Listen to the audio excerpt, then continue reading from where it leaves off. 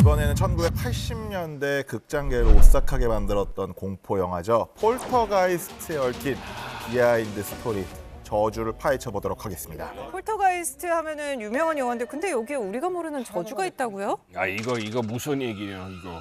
이 폴터가이스트 초자연적인 현상을 소재로 한 영화인데요. 집에 있는데 서랍이 혹시 열렸다거나 이런 적 있지 않으십니까? 창문이 갑자기 옷장이 이렇게. 그렇죠. 이런 거 전부 다 그런 현상들이에요. 폴터가이스트 현상. 이게 그 스티븐 스필버그가 각본을 맡고 그리고 텍사스 전기톱 살인 사건 시리즈로 유명한 토브 후퍼 감독이 연출을 맡아서 당시 가장 높은 수익을 올렸던 그런 공포 영화라고 할 수가 있는데요. 문제는 개봉 1년 뒤부터였습니다. 왜요?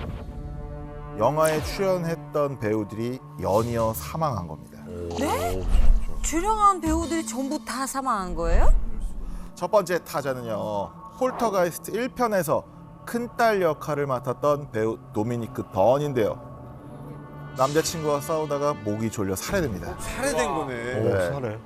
그리고 2편에 출연했던 줄리안 백은 촬영 직후에 위암 판정을 받아 사망했고요. 윌 샘스는 심장과 폐 이식 수술을 받다가 합병증으로 목숨을 잃습니다. 근데 거기에 또 막내딸 나오잖아요. 막내딸 그렇죠. 되게 귀여웠는데 설마 저주가 아이들한테 가지는 않았겠죠? 안타깝게도 이게 시리즈의 중심이자 막내딸 역할을 맡았던 폴터가이스트 걸이라는 별명까지 얻었던 아역 배우 헤더 오르크는 12살에 세상을 떠나고 말았는데요.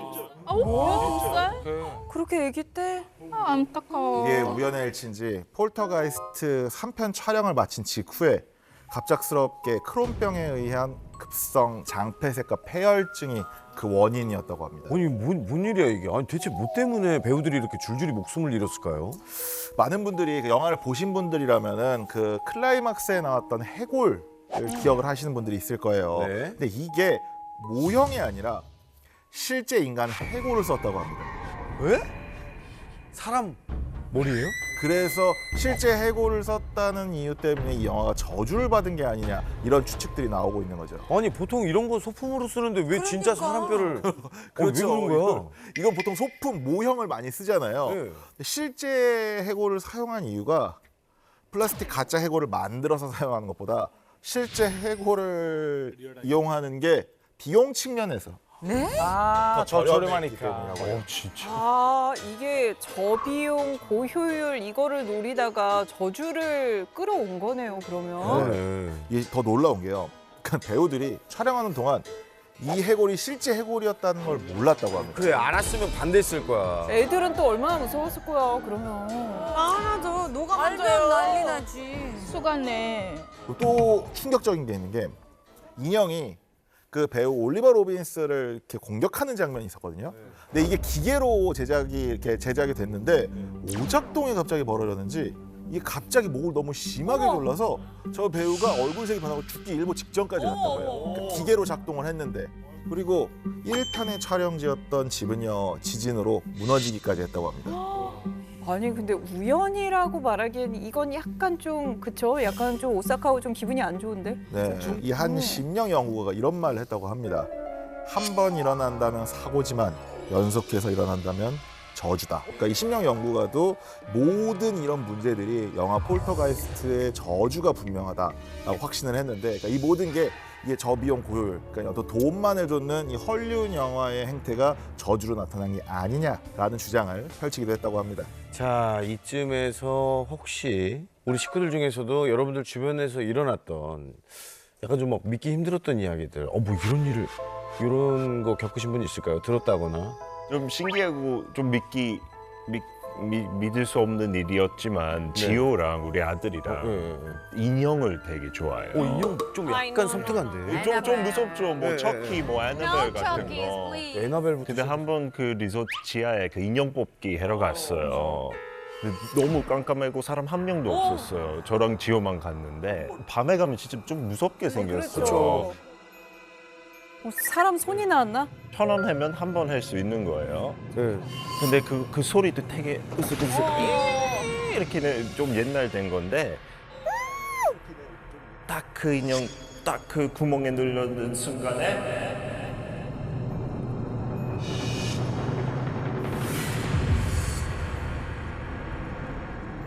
4개가 나왔어요. 4개가 나왔어요. 우와. 1,000원 넣었는데 4개가 나왔어요. 말이 돼? 그쵸, 말이 돼? 지호가 손기술이 좋나 보지. 너무 좋았어. 근데 와이프한테 가니까 와이프는 안 믿어요. 에이, 무슨 10,000원 썼겠지. 근데 1,000원.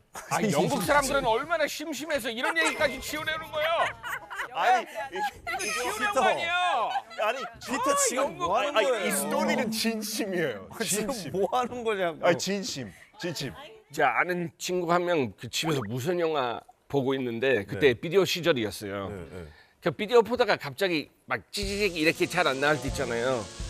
자꾸 그렇게 되는데 계속 영화 보고 있는데 갑자기 여기 걸려 있는 식물도 있었어요, TV 위에. 그 갑자기 움직이기 시작한 거예요. 그래서 보면서 아 이거 조금 묘한데 이렇게 생각했는데 영화 끝까지 본 거예요. 그 다음에 그 목욕하러 간 거예요. 이렇게 목욕탕에다가 물 틀고 이게 물은 어느 정도 올라왔을 때 이게 온도 보러 간 건데 그 물은 이렇게 온도 보러 갈 때 이렇게 가까이 갔다가 갑자기 뭐 눌린 거예요. 어이구 물속으로. 그렇게 한참 그렇게 하다가 갑자기 이렇게 풀렸는데 목욕하고 자고 일어났더니 그 다음 날은 여기 목에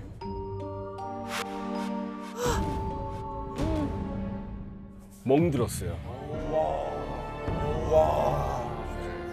이런 겁니다, 피터. 이런 거예요. 인형을 뽑는 이야기가 아니라 근데 믿을 수 없는 놀라운 이야기는 아니, 근데 결국에 인형이 있어 없어? 아무 증거 없죠. 지금 멍 있어 없어? 저는 보여줄 수 있어요. 지금 아들한테 전화할게. 그래 이득 없었어요. 맞네. 저는 됐죠. 근데 저희가 폴터가이스트 하다가 여기까지 왔네요. 네, 재밌었어요. 근데 이 한 영화에 출연한 네. 배우들이 연이어서 이렇게 사망을 하니까 좀 우리가 몰랐던 비하인드 스토리가 이렇게 많았구나 하는 생각이 드네요. 그러네요. 사실 이 금전적인 이익만 쫓다가 가장 중요한 이 세상 어디에도 없는 자신의 사람을 잃어버리고 말았네요. 네. 두 번 다시는 이런 일은 없었으면 좋겠습니다. 자, 그럼 다음 미스터리 또 만나봐야죠. 이번에 소개해드릴 이야기는요. 갖고만 있어도 재앙이 찾아온다는 그림에 대한 이야기입니다. 갖고만 있어도 재앙이 찾아온다. 불에 타지 않는 그림의 정체. 야, 일단 그림 제목이 우는 소년이에요. 네. 뭐야 무서워. 우는 소년 그림의 저주. 그림 좀 무섭죠. 무서운데? 네. 1984년부터 영국에서는 잠깐만 타임. 제일 무서워요. 야, 진짜 영국. 아, 이거 너무 가보고 싶다. 거짓말 너무 가고 쟁이들이에요. 싶다, 진짜. 영국 가보고 싶다. 영국에서 1984년도에 무슨 일이 있었습니까? 1984년부터 영국에서는 네. 원인을 알 수 없는 화재들이 계속해서 발생을 하는데요. 네. 이 공통적으로 특이한 점이 하나 발견이 됩니다. 왜요? 화재를 진압하던 소방관들이 현장마다 이 그림이 발견이 됐는데 이상하게도 매번 불에 타지 않았다라고 이야기를 하는 거죠. 그림만. 그 그림이 바로 아이고. 우는 소년이라는 제목의 그림입니다. 자, 이렇게 보면은 뭐 그닥 이상한 거를 느끼지는 못하겠는데. 근데 약간 눈빛이 조금 무서워요. 제일 왼쪽이 제일 무서워. 근데 불이 어느 정도 났길래 이 그림만 안 타고 다른 거 다 태우고. 85년에는 한 가정집과 피자 가게에서 화재가 발생하는데 건물이 모두 전소됐을 정도로 큰 규모였어요. 근데도 우는 소년 이 그림은 전혀 손상되지 않은 채로 발견이 된 거죠. 어떻게 그래요? 미스터리다 이것도. 와. 그게 뭐야? 무서워네. 와, 대체 이 그림에 무슨 비밀이 있는 거죠? 1979년으로 올라갑니다. 그림 엽서를 주로 그리고 있던 화가가 있습니다. 그 이름은 브루노 아마디오라는 사람이었는데 Bruno Amadio. 약간 Italia 사람이에요. 사기꾼 가능성 높아요. 야, 자기 입으로 하니까 재밌네요. 거짓말쟁이, 사기꾼. 환상이죠. 환상의 커플. 하지만 그 둘이 티키타카를 했다. 야, 이 스토리 모르겠다. 들어봐야죠. 그래도. 브루노 아마디오가 길을 걷는데요. 어린 소년이 침울한 표정으로 아하. 하염없이 눈물만 흘리고 있는 모습을 바라보게 됩니다. 그래서 안타까운 마음이 드니까 뭐 부모님은 어디 있냐, 이름은 뭐냐, 왜 우냐라고 물어봤는데 대답은 하지 않고 계속 울기만 하더래요. 그런데 때마침 그 옆을 지나가고 있던 한 신부님이 아주 깜짝 놀라면서 이렇게 이야기를 전해줬다고 합니다. 뭐라고? 저 소년의 집에 불이 나서 부모님이 모두 돌아가셨다. 그 충격으로 이 아이가 말을 못하게 됐는데 그 후부터 이상하게 이 소년이 가는 집마다 불이 나고 있으니까 좀 조심하는 게 좋을 거다라고 경고의 메시지를 전달한 거죠. 소름 돋아. 소름. 그래서 브루노가 어떻게 아이한테 그러실 수 있냐라면서 그 아이를 집에 데려와서 아주 살뜰히 보살피게 됩니다. 그런데요, 이 소년이 계속해서 말도 안 하고 집에 와서도 울기만 했답니다. 하루 종일 옆에 울고 있고 함께 있다 보니 영감이 좀 생겼는지 소년의 우는 모습을 아주 다양한 모습으로 이렇게 화폭에 담아낸 거예요. 실제 그 사람이네. 네. 하루는 외출했다가 집에 오니까 집에 불이 나고 있더랍니다. 아이고. 예. 화실도 그의 그림도 다 불타게 됩니다. 그런데 소방관이 유일하게 구한 그림이라면서 보여준 게 바로 최초의 우는 소년, 이 그림이었던 거예요. 놀란 브루노는 소년을 찾았는데 그 이후에 소년을 볼 수가 없었대요. 소녀가 사라진 거예요, 소년이. 그리고 이 그림을 사간 집에서 설마 원인 또 모를 불들이 나기 시작했다고 합니다. 근데요, 이 브루노가 그린 그림만 60점 정도가 됐거든요. 복제본까지 합치면 5만 점이 세상에 이제 많이 퍼지게 된 거예요. 근데 이 미스터리를 조사하던 한 일간지가 있었습니다. 그래서 여기서 이 그림을 다 같이 한데 모아서 불태우겠다, 소각시킬 때니까 보내달라라고 그렇지. 공지를 합니다. 네. 그래서 1985년 할로윈 날에 수천 점을 이렇게 동시에 소각시키는 일을 또 벌이기도 했었어요. 결국 태웠네요. 그러니까요. 네. 진짜요? 무서운 거. 아, 타긴 타네요. 타네. 안 되잖아. 죽어버리잖아, 불이. 불이 죽어가고 있잖아요. 안 타네? 안 타잖아. 뭐야? 깜짝이야.